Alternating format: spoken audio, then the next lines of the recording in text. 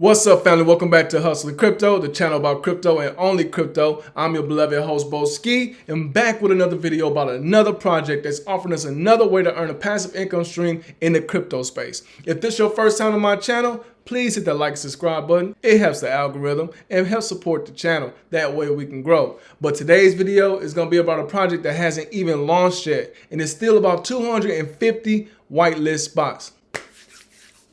Woo! I'm ready. With that being said, let's get straight to the video.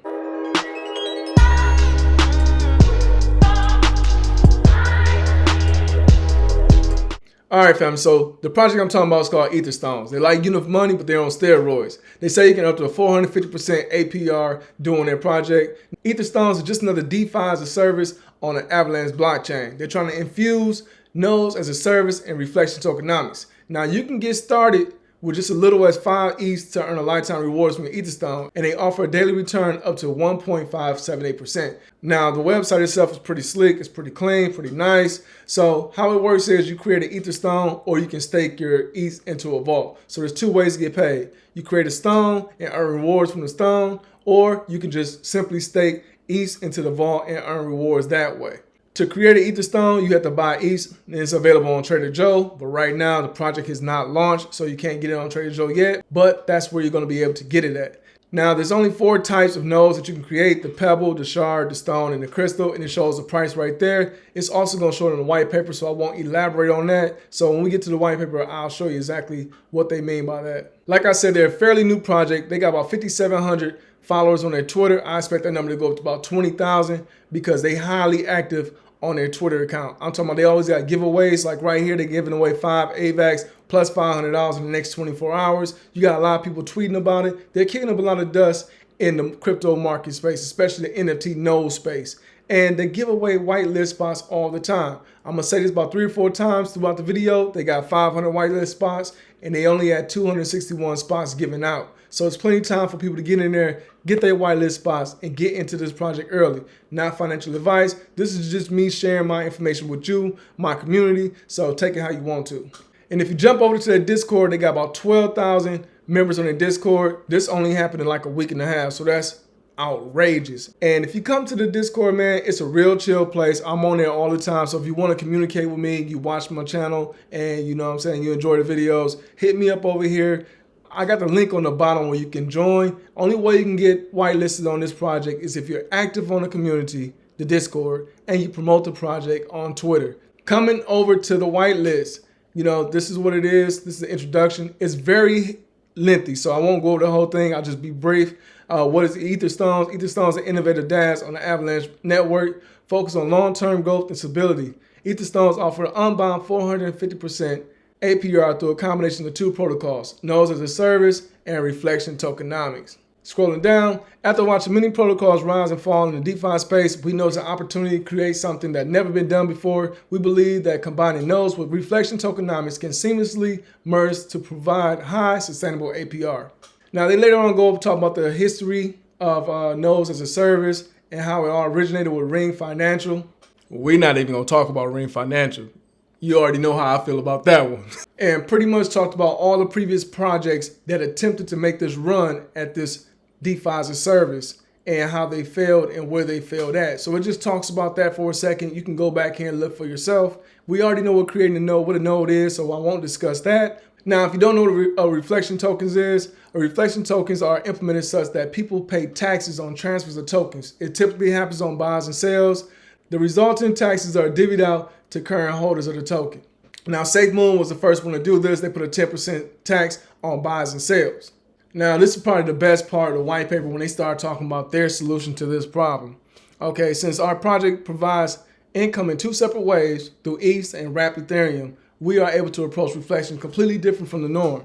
Currently, nearly, if not all, reflection tokens are implemented such that there is a tax on every sale and every buy and transfer of a token. All holders of the token will receive rewards. To earn reflections in Etherstone, you have to stake your tokens in the vault. This significantly changes the landscape of reflection tokenomics. The distribution pool is no longer the total supply of the token, but only a small fraction of it. Additionally, taxes will be more complex than just buys and sales. Now, in a brief overview, taxes are applied on every claim or compound on the Etherstone node. Additionally, taxes are applied only on sales of ETH. These three actions factor into the amount of reflections a vault staker will receive. Now, while this will work, traditionally, reflections are generated through only buys and sales of tokens. This means that if the volume of token dies down, so do the reflections. However, now a large portion of reflections are taken from node claims and compounds. Nodes provide perpetual yield, and we will have a perpetual supply of tokens to sell and reflect. So pretty much they already thought steps ahead of what's going to happen, how they're going to do it. And I like everything they're saying. And I'm going to show you something else they said in this white paper. You need to go check this out on your own, man.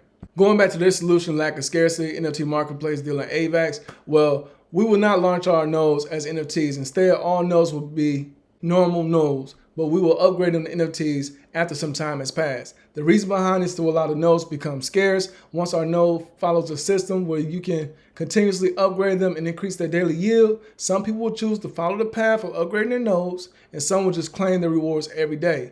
After enough time has passed, some nodes will be vastly better than others, which will allow for a scarcity and a flourishing ecosystem. To reiterate, the main problem with NFT marketplaces is that they deal in AVAX and not the current native token. To counteract this, we have a temporary system in place.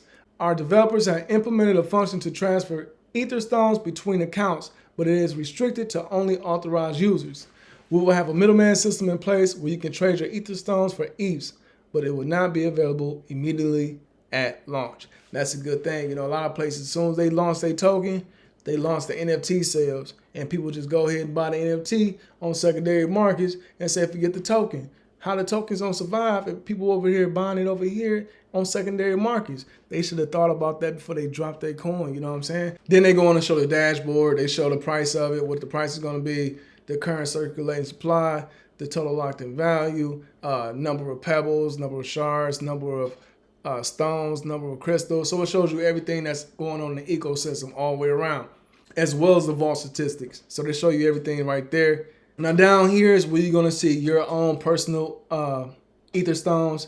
And over here is the Ether Vault, which shows you how much you have staked in there, along with the number of days and the hours left before you can claim them. Now there's 4 types of Etherstones, as I told you before: pebble, shard, stone, and crystal. This just shows you the cost of the stones. I don't know how much the ETH is going to be.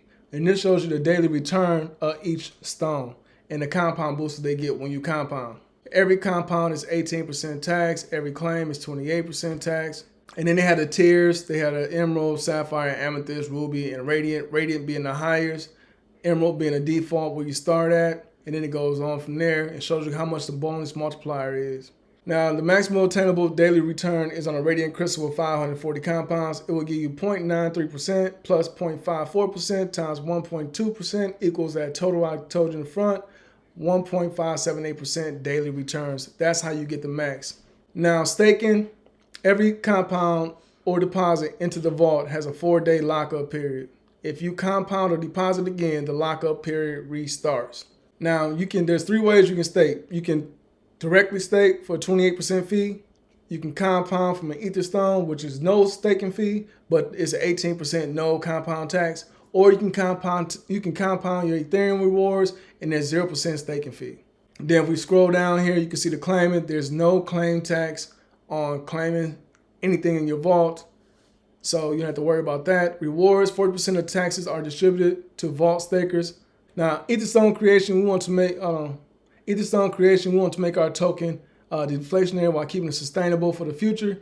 Breakdowns of the ETH spent on ongoing Etherstones as follows: 80% goes to reward pool, 10% goes to treasury wallet, and 10% is burned. Now, for all the fees associated with it, 40% is distributed as Ethereum reflections, 30% goes towards the marketing wallet, 20% is allocated to the treasury wallet, 10% will be added as liquidity. Now, when it comes to claiming and compounding, on every Etherstone claim, there's a 28% fee. On every Etherstone compound, there's an 18% fee. Vault fees is as follow. Vault staking is already 28%, like we said, but there's no fee for unstaking and claiming. And when it comes to selling, there is a 10% sales fee for ETHs. Now, the tokenomics of this is that there's 4 million to 6 million tokens that's going to be out there. They don't know where it's going to land at, but what we do know is that 3 million will be allocated to the rewards pool. $250,000 will be dedicated to the team wallet, and the rest, hey, they'll figure that out at pre-sale.